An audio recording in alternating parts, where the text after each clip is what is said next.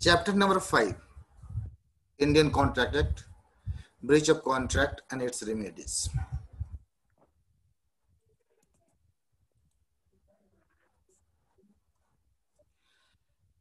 अगर breach of contract होता है तो ब्रीच ऑफ कॉन्ट्रैक्ट के मीन्स ब्रीच ऑफ कॉन्ट्रैक्ट होने के स्टेज है। पहला ब्रीच ऑफ कॉन्ट्रैक्ट हो सकता है एंटीसिपेटरी एंड दूसरा एक्चुअल। एंटीसिपेटरी करने का मतलब समय से पहले,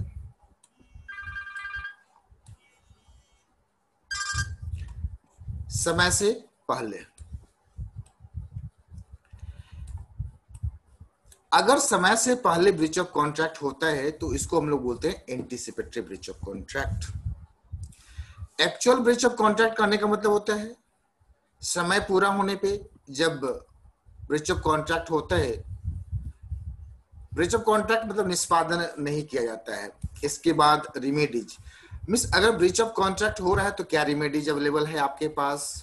आप सूट फाइल कर सकते हैं, कंपनसेशन के लिए क्लेम कर सकते हैं, या स्पेसिफिक परफॉर्मेंस की बात कर सकते हैं कोर्ट के पास जाके, या इंजेक्शन लगा सकते हैं। इंजेक्शन का मतलब होता है रोकना। जैसे सपोज अभी एक एग्जांपल लेते हैं, एक्चुअली बहुत जल्दीबाजी। अभी रिसेंटली मुंबई में एक घटना घटित हुआ। एक फिल्म मेकर की बिल्डिंग को डिमोलिश किया गया due to illegal constructions whatever में भी। वहां पे टाइम नहीं मिला।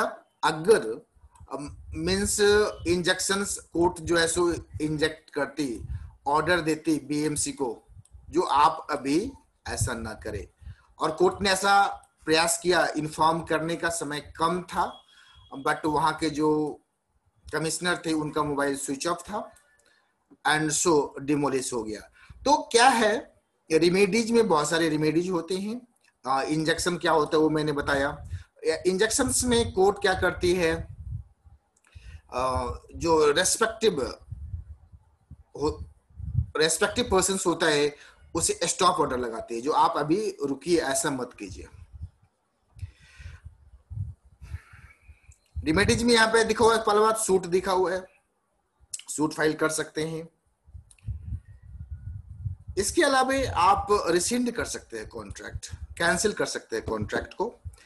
स्पेसिफिक परफॉर्मेंस करने का मतलब होता है जो आपका जो कॉन्ट्रैक्ट है उसको निष्पादन कराया जाए, क्योंकि अगर वो निष्पादन नहीं कराया गया तो बहुत बड़ा नुकसान हो सकता है। सपोज एग्जांपल लेते हैं, एक फिल्म, मान लीजिए एक सिंगर है, सिंगर के साथ कोई रिजॉर्ट वाले कॉन्ट्रैक्ट करता है जो एक सर्टेन नाइट को परफॉर्म करने के लिए, और वो सिंगर मना कर देता है, वह किसी दूसरे रिजॉर्ट के साथ कॉन्ट्रैक्ट डील करके वह परफॉर्म करना चाहता है। तो जो रिजॉर्ट पहले कॉन्ट्रैक्ट किया था वो कोर्ट के पास जाएगा और बोलेगा उस सिंगर को आप स्पेसिफिक परफॉर्मेंस कराइए, अदरवाइज मुझे बहुत बड़ा नुकसान हो सकता है। सूट फॉर इंजेक्शंस मतलब स्टॉप ऑर्डर लगाना, and suit upon quantum meruit. Quantum meruit का मतलब होता है as much as, as much as, as much as. मैंने वर्ड को 4 बार बोल दिया, एज मच एज कहने का मतलब। कभी कभी ऐसा होता है कॉन्ट्रैक्ट में, 2 पार्टी कॉन्ट्रैक्ट में तो होना ही चाहिए, एक पार्टी परफॉर्म करता है उसका दूसरा बेनिफिट्स मिलता है। अगर किसी कभी भी ऐसा होता है, मान लीजिए प्रोमिसर या प्रोमिसी किसी एक की वजह से दूसरा परफॉर्म नहीं कर पाता है, मिस पार्टली परफॉर्म करता है एंड पार्टली नहीं करता है। एग्जांपल लेते हैं, सपोज एक बिल्डिंग कंस्ट्रक्शन का काम किसी को दिया गया है, वह काम कर रहा है, but in the mean time जिसके लिए बिल्डिंग का कंस्ट्रक्शन सोना है वह मना कर देता है, बोलते भैया इतना ही छोड़ दो, आप अब जो है सो मैं खुद से करूंगा या दूसरे को आपका काम पसंद नहीं आ रहा है। तो ऐसे कंडीशंस में क्या होगा, suit upon quantum merit. Means जितना उसने काम कर दिया है, उतना का उसे मेहनताना मिल जाना चाहिए, यह कोर्ट कहती है, कानून कहता है, इंडियन कॉन्ट्रैक्ट एक्ट कहता है। अब आते हैं डैमेज होता है। अगर डैमेज है तो किस तरह का डैमेज हो सकता है? पहला चीज ऑर्डिनरी डैमेज, मींस कॉन्ट्रैक्ट को अगर ब्रीच किया गया है तो एक ऑर्डिनरी डैमेज होगा। एक स्पेशल डैमेज, स्पेशल डैमेज कहने का मतलब होता है जो उस कॉन्ट्रैक्ट में कुछ स्पेशल बातें लिखी हुई रहती है, जो अगर ऐसा नहीं किया गया तो मुझे इस तरह का नुकसान हो सकता है, तो वह स्पेशल डैमेज होता है। विंडिक्टिव डैमेज ऐसा होता है जहां पे प्रतिशोध की बात होती है।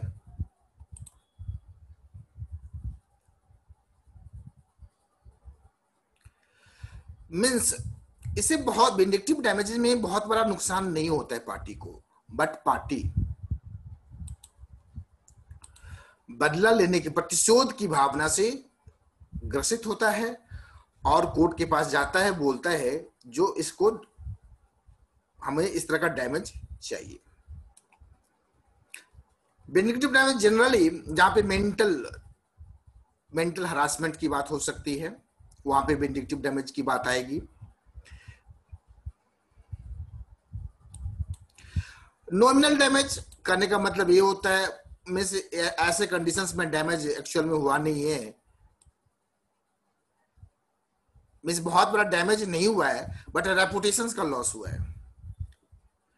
तो रेपुटेशन का लॉस हुआ है तो उस केस में जो है सो 1 रुपये का या इस तरह का डैमेज जो है सो रिवार्ड किया जा सकता है। अब आते हैं प्रीफिक्स्ड डैमेज। जब कॉन्ट्रैक्ट करते हैं उसी वक्त डैमेज जो है सो कॉन्ट्रैक्ट का पार्ट लिखा हुआ रहता है, कॉन्ट्रैक्ट में लिखा हुआ रहता है जो क्या डैमेज मिलने वाला है, प्रीफिक्स होता है। प्रीफिक्स में लिक्विडेटेड डैमेज होता है या पेनाल्टी हो सकता है। प्री लिक्विडेटेड डैमेज कहने का मतलब होता है प्री एस्टिमेट, यह कॉन्ट्रैक्ट होने वक्त एस्टिमेट कर लिया जाता है कि अगर इस कॉन्ट्रैक्ट का परफॉर्मेंस नहीं कराया गया विद इन रीजनेबल टाइम या जो भी टाइम मेंशन होता है तो वैसे कंडीशंस में एक डैमेज दिया जाएगा। किसके द्वारा? नन परफॉर्मर के द्वारा। जनरली यह जो लिक्विडेटेड डैमेज होता है गवर्नमेंट कॉन्ट्रैक्ट के केस में होता है। सपोज रोड कंस्ट्रक्शन होना है या फ्लाईओवर का कंस्ट्रक्शन होना है with in 3 years, with in 3 years road या फ्लाईओवर कंस्ट्रक्ट होके कंप्लीट होके दे देना, हैंड ओवर कर देना है। अगर नहीं किया जाता है 3 इयर्स में तो सरकार को नुकसान बहुत बड़ा होता है, रेपुटेशन का नुकसान होता है, प्लस काम समय पे कंप्लीट नहीं होने से पब्लिक का ओपिनियन जो है सो उसके फेवर में नहीं जाता है, प्लस जो पब्लिक को सुविधा मिलना चाहिए था उससे भी वो वंचित रह जाता है। तो इस तरह के कॉन्ट्रैक्ट जब भी प्रोवाइड होते हैं तो वहां पे लिक्विडेटेड डैमेज की बात होती है। जो अगर कॉन्ट्रैक्ट को with in reasonable time perform नहीं किया गया, with in specified time perform नहीं किया तो वो डैमेज प्री एस्टिमेटेड डैमेज जो है सो देना पड़ेगा। इसके अलावा पेनाल्टी भी, मतलब अगर नॉन परफॉर्म हुआ तो पेनाल्टी भी लगेगा अलग से, या गवर्नमेंट कॉन्ट्रैक्ट में जनरली पेनाल्टी क्लॉज होता है जो अगर with in time contract complete नहीं हुआ तो पेनाल्टी भी देना पड़ेगा। Estimate liquidated damage plus penalty.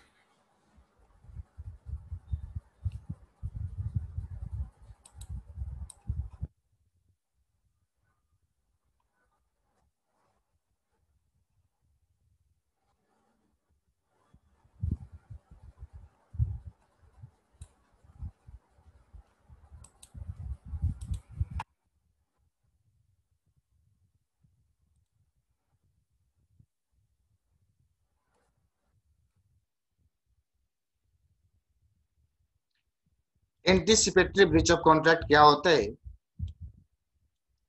Before the time fix for the performance,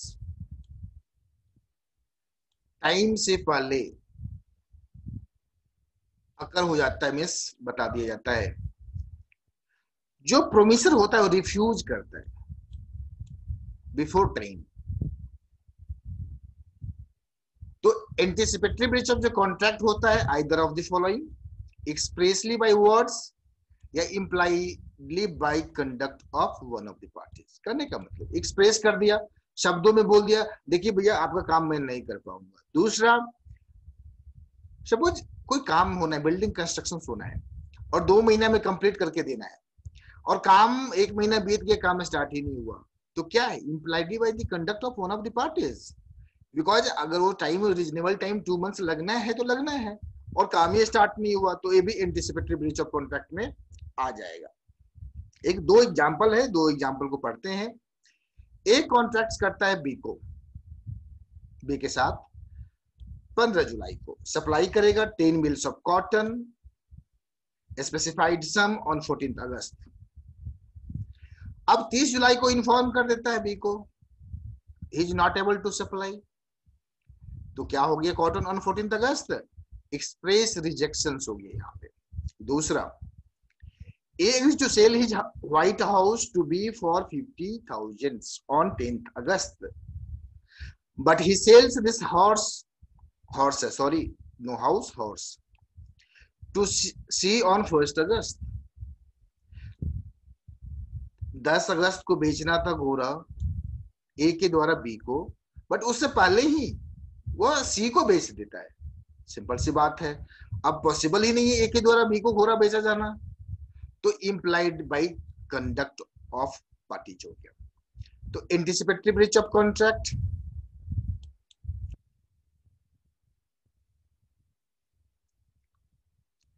effect क्या होगा, एंटिसिपेटरी ब्रीच ऑफ कॉन्ट्रैक्ट जब होगा इसका इफेक्ट क्या होगा। सिंपल सी बात है, पहला बात तो ये होगा, जो आप कॉन्ट्रैक्ट को रिसिंड कर दीजिए, दूसरा पार्टी क्या है समझेगा, भैया छोड़ो हम दूसरा कॉन्ट्रैक्ट किसी के साथ करेंगे, उससे काम करवा लेंगे। लेकिन कोई थित्तर तरह का इंसान होगा, बोलेगा नहीं यार कैसे, वो वेट करेगा, इंतजार करेगा, पहला करेगा रिसिंड कर देगा, कैंसिल कर देगा कॉन्ट्रैक्ट को, एंड अदर पार्टी को डैमेज के लिए बात को आगे बढ़ा देगा। दूसरा क्या करेगा, नॉट टू रिसिंड, और कॉन्ट्रैक्ट को ऑपरेटिव समझेगा, मानेगा और वेट करेगा, wait for the time of performance and hold the other party responsible for consequences of non-performance। और कोर्ट के पास जाएगा, कॉन्ट्रैक्ट को लाइव रखेगा, कोर्ट के पास जाएगा और सूट फाइल करेगा परफॉर्मेंस कराने के लिए। तो दो चीजें देखा हम लोगों ने, effect of anticipatory breach of contract, rescind करो और नहीं तो वेट करो, ऑपरेटिव रखो, and consequences of non performance. अब एक्चुअल ब्रीच ऑफ कॉन्ट्रैक्ट क्या होता है, शेड्यूल टाइम पे, शेड्यूल टाइम जो है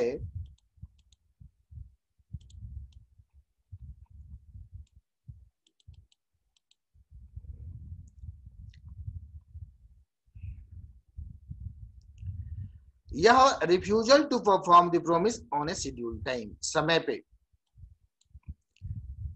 जब पूरा किया जाना था उस वक्त रिफ्यूजल आता है। The parties to a lawful contract bound to perform the respective promise. लेकिन जब one of the parties breaks करता है, मतलब रिसेंड करता है, by refusing to perform, refuse करता है, तो इसे कहा जाता है breach of committed breach. In that case other party के पास ऑप्शन है राइट ऑफ एक्शंस, जो रिफ्यूज परफॉर्म किया उसके अगेंस्ट में राइट ऑफ एक्शंस लेगा। और हम लोगों ने देखा ब्रीच ऑफ कॉन्ट्रैक्ट में क्या क्या कर सकते हैं, सूट फाइल कर सकते हैं। अब एक्चुअल ब्रीच ऑफ कॉन्ट्रैक्ट जब होगा,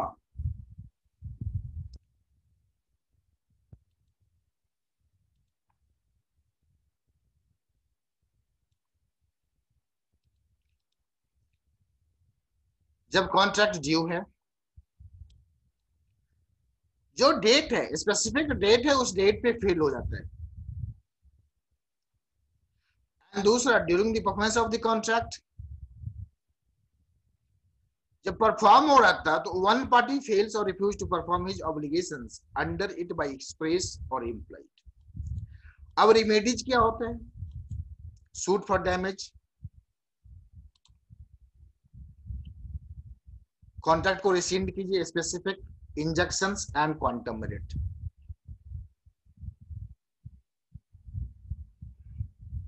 सूट फॉर डैमेज में क्या हो सकता है,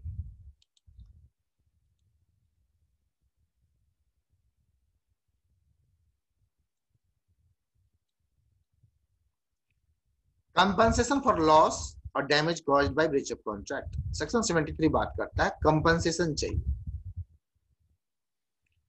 और सिमिलर सी बात है, हम लोग कॉन्ट्रैक्ट करते हैं, इसीलिए जो मेरा वो कॉन्ट्रैक्ट का परफॉर्मेंस हो, अगर परफॉर्म नहीं हो रहा है तो हमें जो नुकसान होगा, जो डैमेज होगा, उसके बदले हमें कंपनसेट किया जाए। अगर कोई कॉन्ट्रैक्ट ब्रोकन होता है एंड जो पार्टी सफर करता है या जिस पार्टी को नुकसान होता है, मतलब एक ब्रीच करेगा तो दूसरे को नुकसान होगा, जो सफर करता है entitle to receive, entitled to receive, उसे मिलेगा compensation from the party who has broken the contract। यह जो compensation for any loss होता है caused to him thereby which naturally arose in the usual course of things from such breach। इस bridge के होने से मतलब कॉन्ट्रैक्ट का ब्रिज हुआ, उसके वजह से जो नुकसान हुआ उस कंपनसेशन की बात कर रहे हैं। And such compensation is not to be given for any remote or indirect loss। में से डायरेक्ट कॉन्ट्रैक्ट की वजह से जो नुकसान हो रहा है उसकी बात कर रहा है, ये नहीं कर रहा है जो आपने पैसा नहीं दिया मुझे, जिसकी वजह से मुझे शेयर में इन्वेस्ट करना था तो वो नुकसान हो गया मुझे, उसकी बात नहीं कर रहा। मैं पैसा नहीं देने से जो नुकसान हुआ उसकी बात कर रहा है। तो रिमोट या दूर दराज कोई नुकसान हो रहा है अगर, तो उसकी क्लेम नहीं मिलेगा। अब बोलता है compensation for failure to discharge obligation resembling, means प्रतीत होता है those created by contract. When an obligations resembling those created by contract has been incurred और डिस्चार्ज नहीं हुआ है, तो इस केस में जो पर्सन इंज्योर्ड हुआ है entitled to receive the compensations।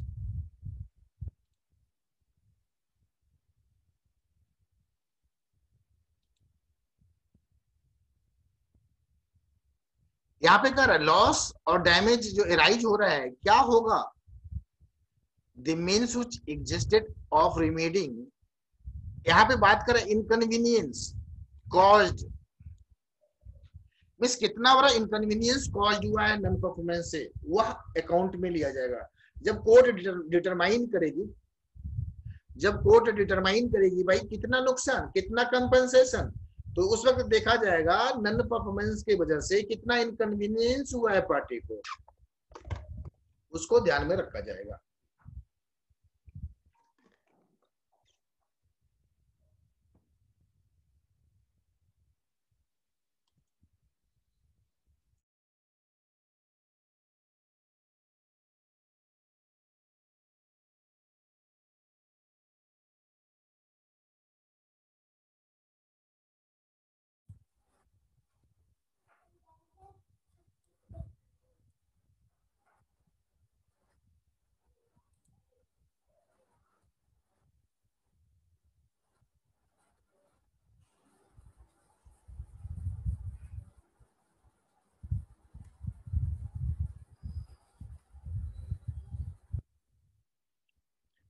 यहाँ पे डैमेज की बात कर रहे हैं, हम लोगों ने स्टार्टिंग में ही चालू किया था ऑर्डिनरी और जनरल डैमेज ये क्या होता है। जब कोई कॉन्ट्रैक्ट ब्रोकन होता है और पार्टी सफर करता है वह entitle to receive compensation, compensation for any loss caused to him naturally arose in the usual course of thing. इस वर्ड को अंडरलाइन करके रखिए। ऑर्डिनरी डैमेज में जो naturally arose in the usual course of things from such breach, उस breach of contract होने के वजह से जो नुकसान उत्पन्न हो रहा है उसकी बात कर रहा है। And such compensation not to be given for any remote और इनडायरेक्ट लॉस। रिमोट और इनडायरेक्ट मतलब दूर का, उस मतलब डायरेक्ट नहीं है, कोई और नुकसान हो रहा है।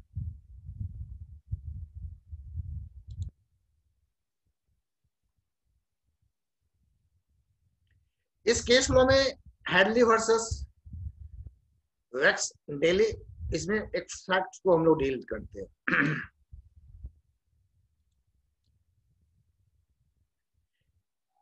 एक मिल था जहां पे क्रैंकशाफ्ट जो होता है वो खराब हो गया था। यह जो मिल था पी का फ्लावर मिल था एंड क्रैंकशाफ्ट एक मशीन का पार्ट होता है जिससे मशीन चलता है। पी ने डी को दिया, एक common carrier courier service provide करता है, और डी ने प्रोमिस किया जो डिलीवर कर देगा to the foundry in 2 days, and new shaft was to be made. उसको ठीक ठाक करके जो भी था वापस आना था। अब मिल स्टॉप हो गया वर्किंग, डी जो है सो डिलीट कर दिया, कुरियर सर्विस डिलीट हो गया। Delivery of the crankshaft, so the mill remained idle for another 5 days। शुरुआती में बात हुआ 2 दिन का, और बात चला गया 5 दिन और, तो 7 दिन बाद बात हो गई। P received the repaired crankshaft 7 days later. He would have otherwise received, मतलब 2 दिन में मिल जाना था उसको। कंसिक्वेंटली P क्या किया, कोर्ट के पास गया और डैमेज मांगा। डिले की वजह से जो डैमेज हुआ वो तो ठीक है, delay in delivering the broken part, but also the loss of profits suffered by the mill for not having been worked। Miss P ने कहा हमें तो एक्चुअल डैमेज हुआ ही 7 दिन का, डिले होने से परेशानी तो इनकन्वीनियंस तो मुझे हुआ ही, उसके अलावे मेरा उत्पादन नहीं हुआ, मैं बेच नहीं सका, तो लॉस ऑफ प्रॉफिट हो गया मेरे को। इसका भी मेरे को चाहिए, डिले इन डिलीवरिंग का भी चाहिए, प्लस लॉस ऑफ प्रॉफिट्स का भी चाहिए। तो यहाँ पे जहां पे लिखा हुआ काउंट, इसको कर दीजिए कोट, COU, एन को कर दीजिए RT। कोर्ट ने हेल्ड किया, कोर्ट ने कहा P was entitled only for ordinary damage।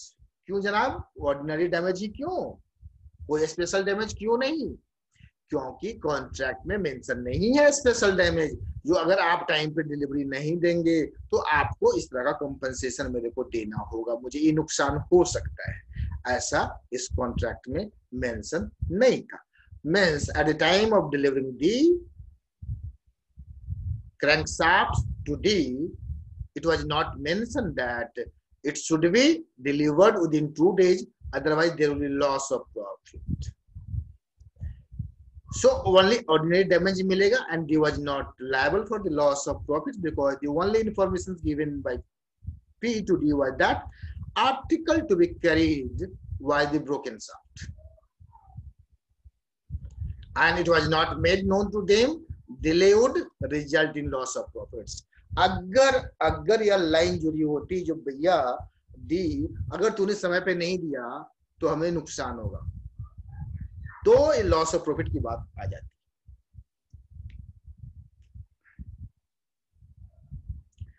दूसरा एग्जांपल है A agrees to sell B rice of at 5,000 per bag, delivery to be given after 2 months। On the date of delivery, price goes 5,500 and A refused to deliver। तो इस case में ये जो ordinary damage है, एकदम अच्छे से समझा इसमें ऑर्डिनरी डैमेज क्या होता है, नुकसान क्या हो रहा है कॉन्ट्रैक्ट को तोड़ने से, सिर्फ और सिर्फ 5,000 का। बच्चे समझ में आ रहे हैं ना, क्योंकि वह सामान अवेलेबल, उसने कॉन्ट्रैक्ट किया था 5,000 का, अब अवेलेबल है 5,500 में, तो अब वो दूसरे से परचेज करेगा तो उससे नुकसान कितने का होगा, 500 का, क्योंकि अदरवाइज तो उसे देना ही पड़ता ना 5,000, तो एक्स्ट्रा कितना देना पड़ेगा, 500। सो ये जो नुकसान है 500 का, या ऑर्डिनरी डैमेज एराइज हो रहा है डायरेक्टली फ्रॉम दिस, इसी को बोलते हैं ऑर्डिनरी डैमेज। ये 500 इज ऑर्डिनरी डैमेज।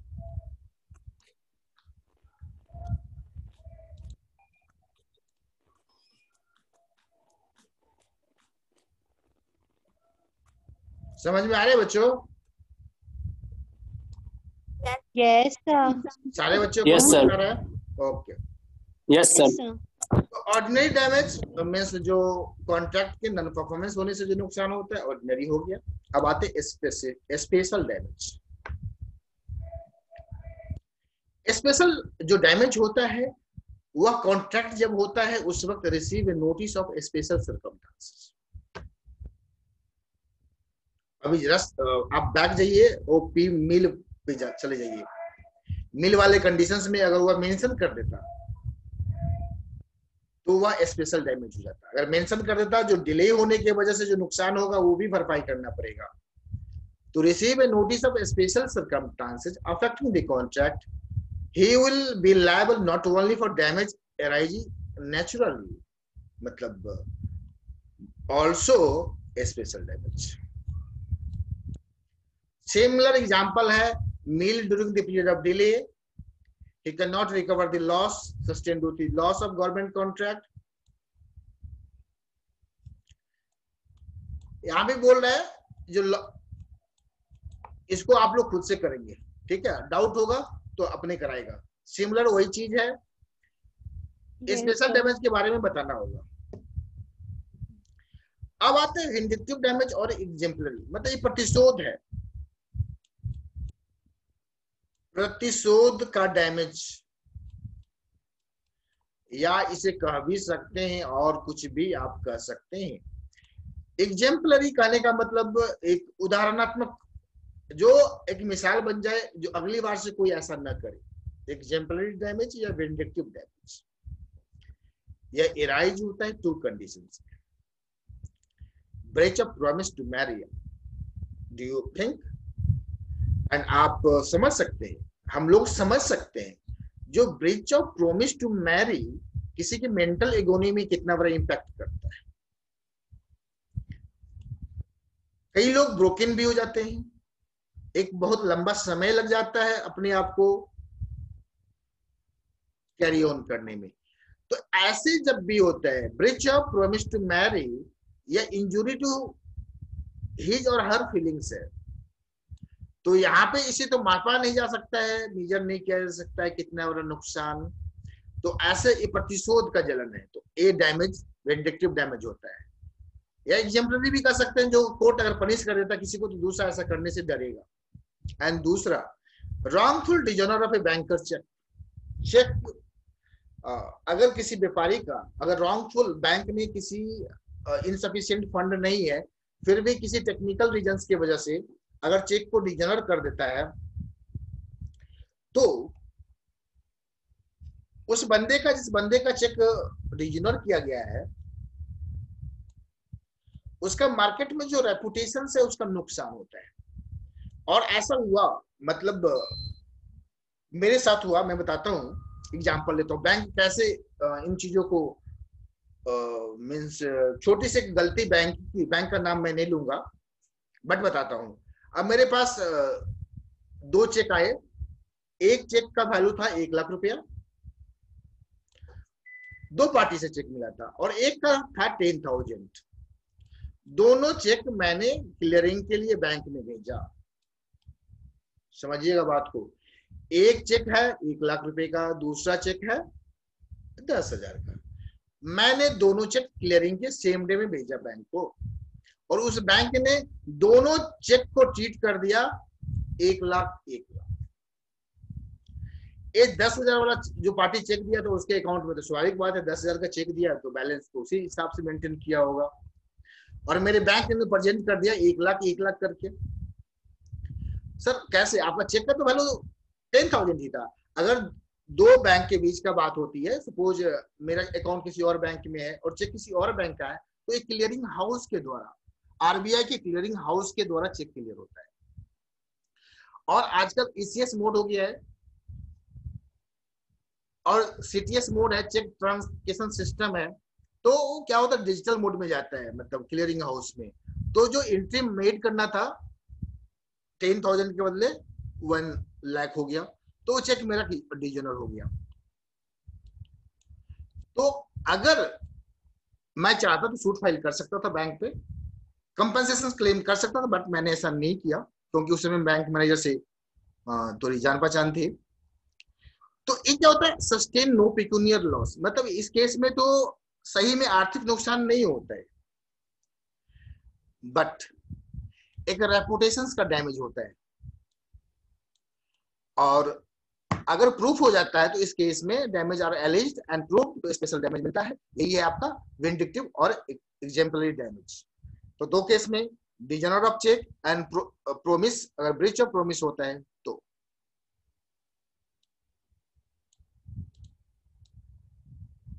ऑर्डिनरी देखा, स्पेशल देखा और विंडिक्टिव देखा। अभी तक लोगों ने डैमेज में हम लोगों ने 3 डैमेज को देखा।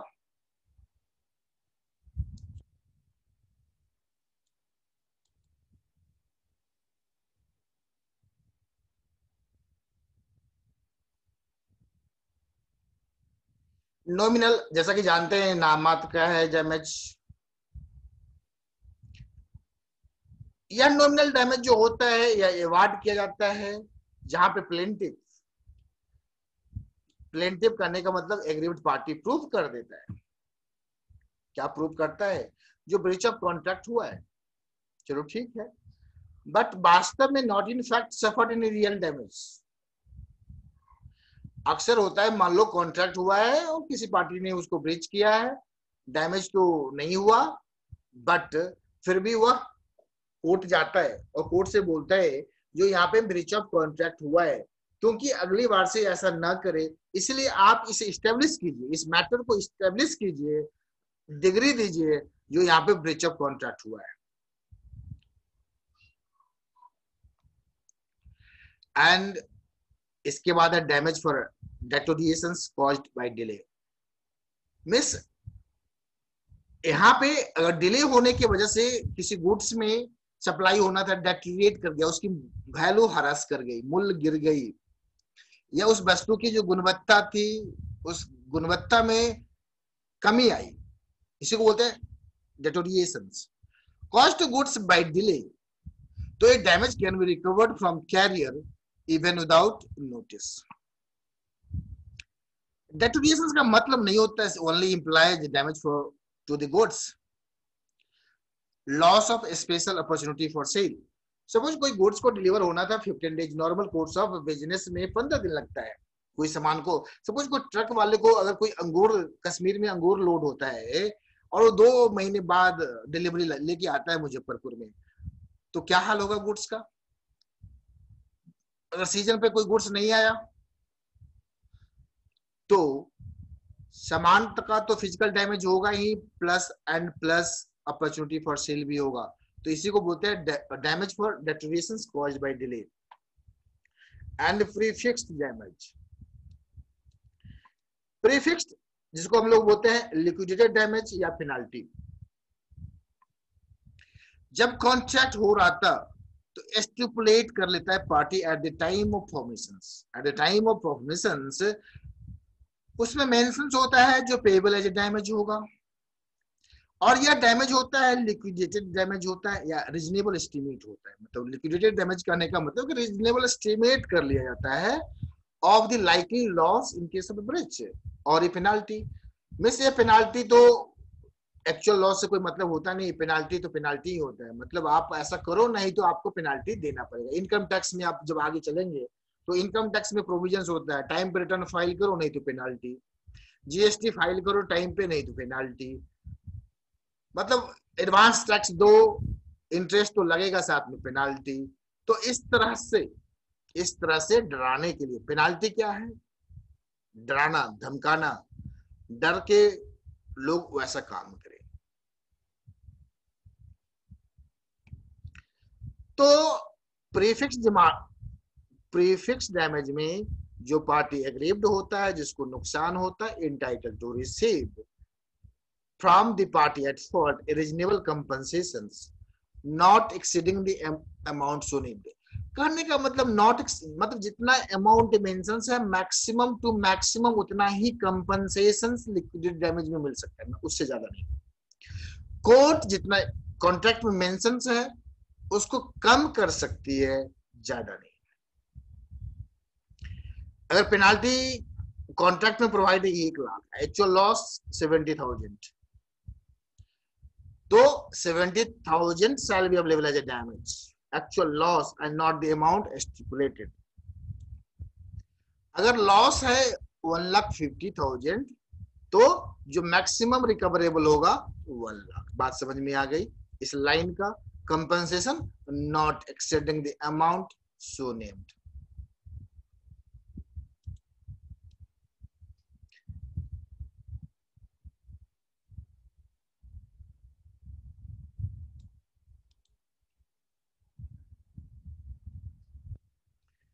Penalty and liquidated damage,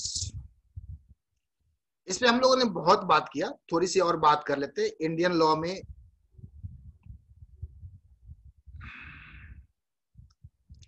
India में कोई डिस्टिंक्शंस नहीं है, no distinctions between penalty and liquidated damage.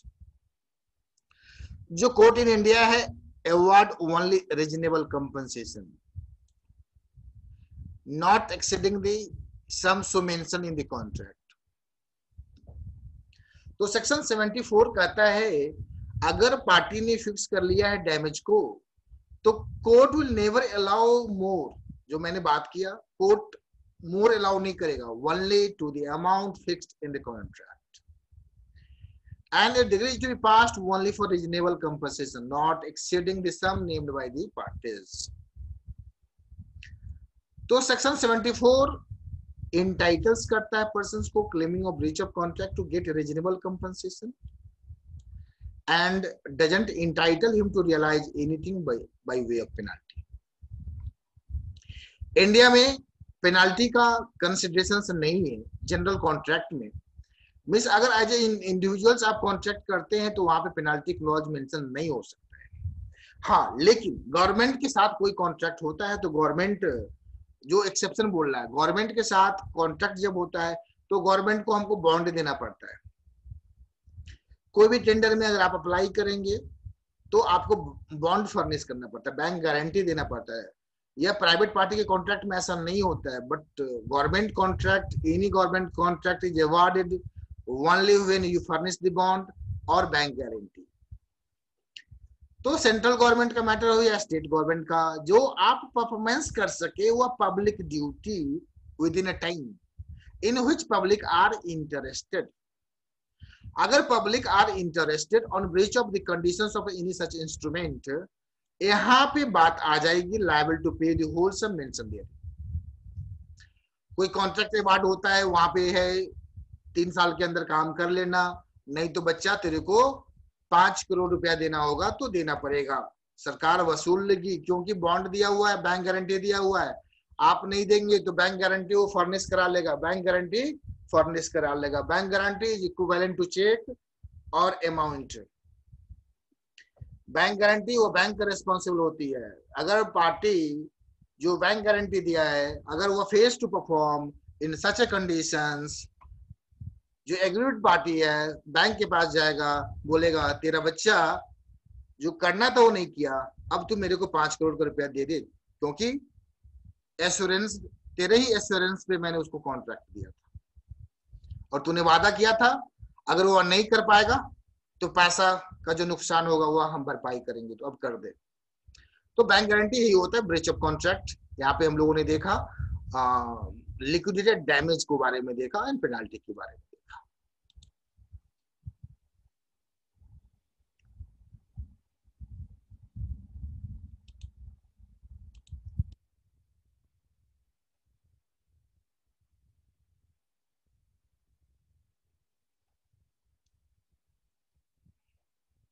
यहाँ पे एग्जाम्पल है, 3 एग्जाम्पल को हम लोग देखते हैं। एक कॉन्ट्रैक्ट करता है बी के साथ, जो बी प्रैक्टिस करेगा surgeon in Kolkata and he will pay B 50,000। A practice करता है surgeon at Kolkata, B is entitled to such compensation not exceeding 50,000। दूसरा बोलता है A borrows 10,000 from B and gives him a bond, 10,000 के बदले 20,000 का बॉन्ड दिया, payable by 5 yearly instalments up 4,000 and with a stipulation that in default of payment the whole some become due. तो ये penalty है। अब सोचो ना, आपने 4 पेनाल्टी 4 दे दिया, 4 इंस्टॉलमेंट दे दिया, 5वां फेल कर गया, तो पुनः आपको फिर से जो है सो होल अमाउंट पेबल हो जाएगा 20,000। तो दैट इज ए पेनाल्टी, बहुत बड़ा पेनाल्टी है, पेनाल्टी क्लॉज है। दूसरा बोलता है A undertakes to repay B a loan of 10,000 by 5 equal monthly installments with a stipulation that या 10,000 को ही पे करेगा, जो in default of payment of any installment the whole sum become due. This stipulation is not by way of penalty and the contract may be enforced according to its terms. यहाँ पे extra सम नहीं है, जो amount है वही amount payable.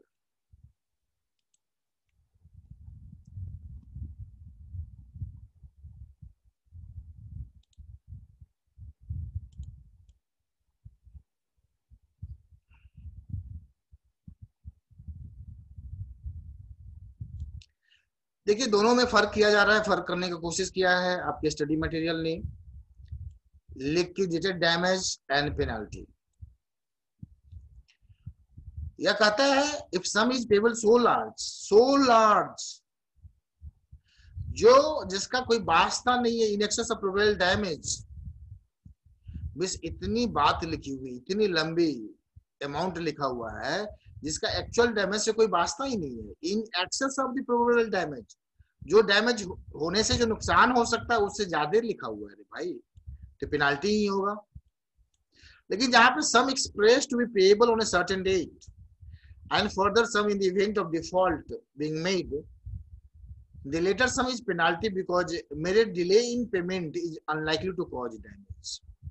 किसी को मान लीजिए आप किसी दुकान में जाते हैं, कुछ सामान खरीद के ले आते हैं और ये कमिट करते हैं इतने तारीख को पेमेंट करेंगे, इतने तारीख को पेमेंट नहीं कर पाते हैं, तो वहां पे आपको बोलता है, जो आपको मान लीजिए 100 रुपया ड्यू है तो बोलता है 200 रुपया देना पड़ेगा, तो पेनाल्टी ही है। क्योंकि दुकानदार को समय पे पैसा नहीं मिलने से उसको लॉस, डैमेज बहुत बड़ा नहीं हो रहा है, तो इसे कहा जाएगा डिले इन पेमेंट। के वजह से कोई क्लॉज लगाई गई है तो वह पेनाल्टी होगा, ना कि डैमेज होगा। दो बातों को सीखा हमने। पेनाल्टी कब कब होता है? पहला, जब in excess of probable damage, दूसरा payable on a certain date, और उसमें डिले होने की वजह से जो पेनाल्टी होता है वह पेनाल्टी ही होता है, वह डैमेज नहीं कहलाएगा। और बोलता है जो कॉन्ट्रैक्ट में जो एक्सप्रेशंस मेंशंस होता है नॉट फाइनल होता है, कोर्ट को पास अधिकार होता है जो फिक्स सम है मेंशन उसमें वह देखे, ट्रूथ में देखे जो पेनाल्टी है कि लिक्विडेटेड डैमेज है। अगर सम जो उसमें मेंशन है कॉन्ट्रैक्ट के अंदर एक्स्ट्रावेजेंट है या एक्सऑर्बिटेंट है, मतलब बहुत एक्सेसिव है, बहुत ज्यादा है, तो इस कोर्ट क्या करेगी, इसको will regard as a penalty, उसको पेनाल्टी ट्रीटमेंट देगी। Penalty penalty penalty. अगर एक्सेसिव है, जो प्री एस्टिमेट लॉस होने से प्रोबेबल डैमेज से एक्सेस है, तो यहां भी इसको पेनाल्टी कहेंगे। जो पेनाल्टी का मतलब क्या होता है, एसेंस ऑफ पेनाल्टी है क्या? यह payment of money stipulated as a terrorem of the offending party. Offending party को एक भय, उसके लिए भय है, दहशत है, पेनाल्टी लगाया ही जाता है इसीलिए जो ऑफेंडिंग पार्टी वैसा कुछ ना करे। तो टेरोरिज्म मतलब उसको डराना, डर से वह ऐसा जो भी कॉन्ट्रैक्ट में मेंशन है उसको परफॉर्म करे। The essence of liquidated damage is a genuine pre-estimate of the damage। जब genuine pre-estimate है तो वह डैमेज होगा, liquidated डैमेज होगा। जो इंग्लिश लॉ है वो डिस्टिंक्शंस करती है दोनों के बीच में, damage and penalty, but India में ऐसा कुछ नहीं है। मीन्स अदर कंट्री में पेनाल्टी जितना भी मेंशन होगा वह पेएबल होगा, बट इंडिया में ऐसा नहीं होता। कोर्ट के ऊपर है जो पेनाल्टी कितना है बात। The court in India must certain the actual loss. India actual loss की बात करती है। About the same which amount much not exceed the sum so fixed in the contract। The courts have not to bother about the distinctions but to about reasonable compensation। तो यह अभी हम लोग बच्चे बात कर रहे थे पेनाल्टी एंड लिक्विडेटेड डैमेज। इसको समझिएगा, डैमेज क्या होता है, दो चार बातें था। प्रोबेबल डैमेज एक्सेस होता है, अगर टाइम पे नहीं होता है उसकी वजह से अगर कोई पेनाल्टी लगता है, या एक्सेसिव है, या टेरोरिज्म के तौर पे यूज किया जा रहा है, तो ऑल आर पेनाल्टी होगा।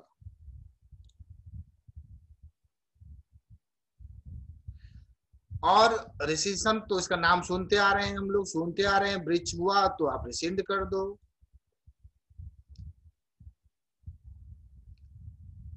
मिस डैमेज के अलावा और कुछ भी आपके पास ऑप्शंस अवेलेबल है।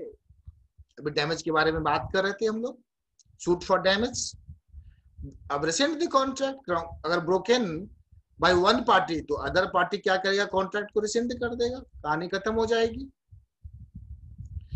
क्वांटम मेरिट,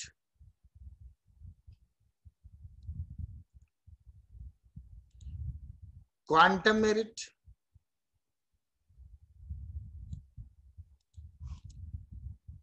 अगर one party has rendered service to another, similar मेरा एग्जांपल लीजिए ना, मान लीजिए मैं लॉ पेपर पढ़ा रहा हूं और ऐसा होता है, मान लीजिए इंडियन कॉन्ट्रैक्ट मैं समाप्त कर देता हूं और बच्चे को लगता है जो मैं अच्छा से नहीं पढ़ा रहा हूं, शायद किसी और टीचर से पढ़ता तो उसे, तो सिंपल सी बात है भाई, आप जितना मेरे से पढ़ लिए उतना पैसा मेरे को दे दीजिए और बाकी के पैसा अगर आपने दे दिया तो मैं वापस कर दूंगा, आप फ्री हैं, कहीं जा सकते हैं। क्योंकि आप मेरे को रोक रहे हैं, मैं तो सर्विस प्रोवाइड करने के लिए बैठा हूं। तो सिमिलरली यहाँ पे कहा अगर one person has rendered service to another which indicate an understanding between them that is to be paid, ये हम लोग के बीच में अंडरस्टैंडिंग है, it is to be paid. And law भी कहता है, इन्फर लॉ कहता है promise to pay quantum merit as much as, मतलब जितना पढ़ाए भाई उतना ही दे दे, as much as, quantum merit में इतना ही याद रखिए, as much as the party doing the service had deserved. अब कहता है ये टू कंडीशंस फुलफिल होना चाहिए,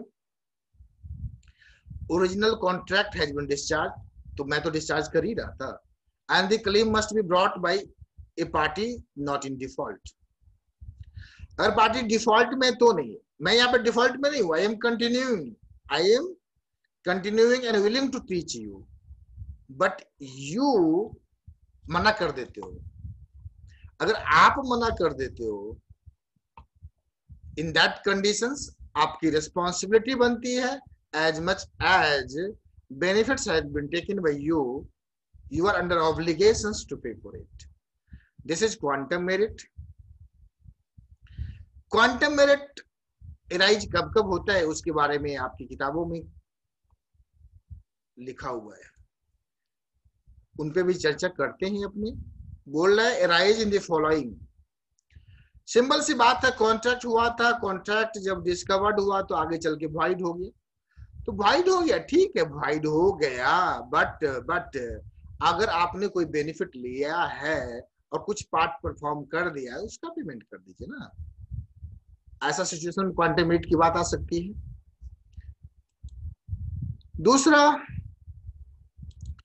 दूसरा बोल रहा है कोई पार्टी ऐसा कुछ कर रहा है without any intention to do so gratuitously, इसका मतलब है तो फ्री में करने का उसका इरादा नहीं है।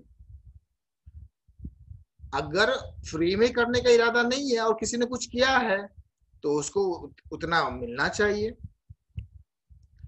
और जहां पे एक्सप्रेस या इंप्लाइड है,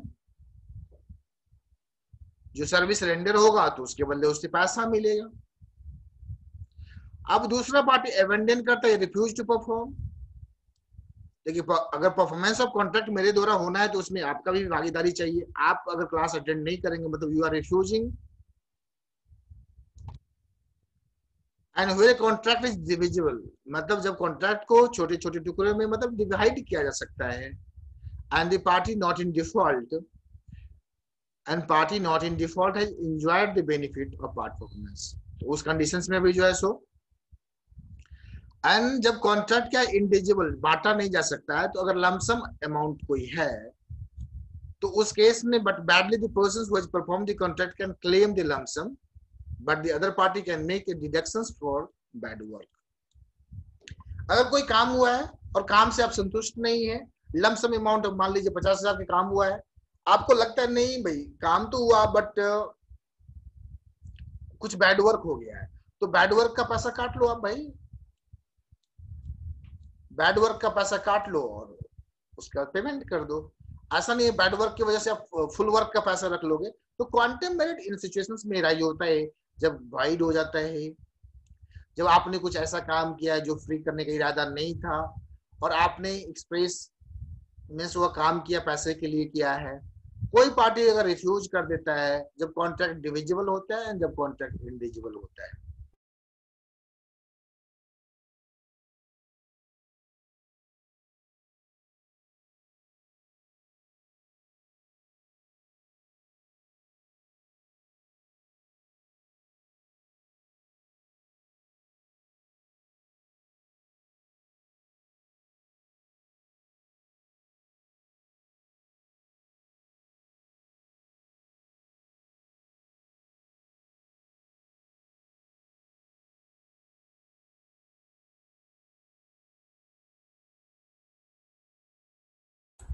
सुन पा रहे हैं आप लोग?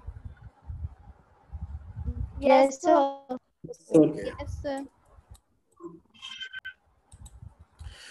सूट फॉर स्पेसिफिक परफॉर्मेंस, जब लगता है पार्टी को जो डैमेज जो है सो एडिक्वेट नहीं होगा,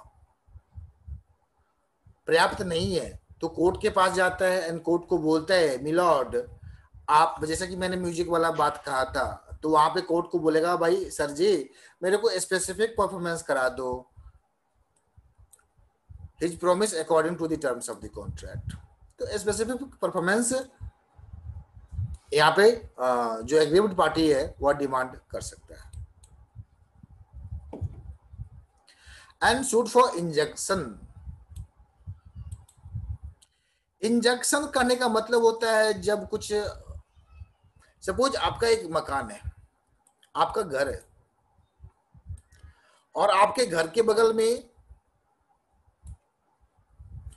कोई कुआं खोद रहा है और आपको लग रहा है जो कुआं खोदेगा ये तो मेरा तो घर गिर जाएगा, और घर गिर जाएगा,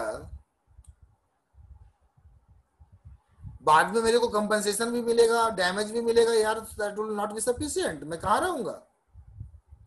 मान लीजिए अभी कंगना रनावत जैसी हालात, घर तोड़ देना, तो आप कोर्ट के पास जाएंगे, कोर्ट को बोलेंगे मिलावट,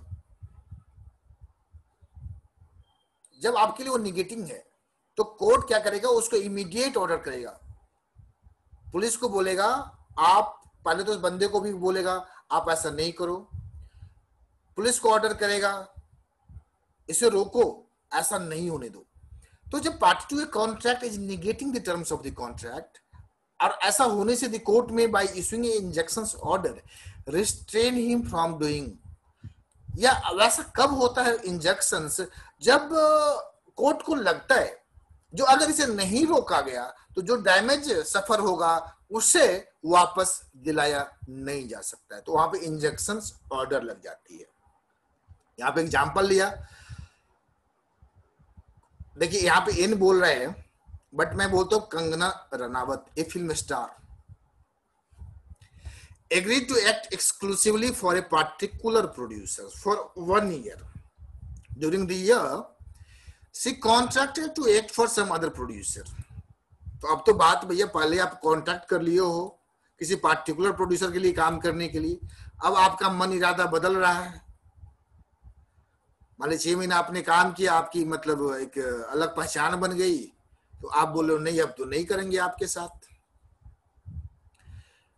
तो इस कंडीशंस में जो ये पाले वाला जो फिल्म प्रोड्यूसर्स है वह कोर्ट के पास जाएगा और बोलेगा सर जी इंजंक्शन ऑर्डर लागू कर दो, and she could be restrained by an injunctions.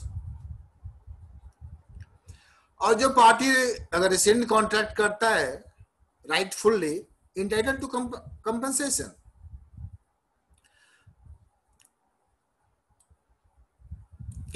इस लॉ को करके अपना चैप्टर खत्म करेंगे। ए सिंगर है, कॉन्ट्रैक्ट करता है be the manager of a theatre to sing at his theatre for 2 nights in every week during the next 2 months, and B engaged to pay rupees 100 for each night performance। चलो ठीक है, इतनी बात तो समझ में आया, लेकिन छठे नाइट को, 6th नाइट, ए जो सिंगर है willfully absent herself from the theater, and B in consequence rescind the contract, बिल्कुल rescind कर दिया। अब B is also entitled to claim compensation for the damage because A ने छठी रात्रि को अब्सेंट हो गया। अब तो बी के पास अधिकार बन गया जो कॉन्ट्रैक्ट को तो रिसेंड करे ही, साथ साथ कंपनसेशन की भी मांग करे। यही बोला, party rightfully rescinding the contract entitled to compensation. Any students, any questions?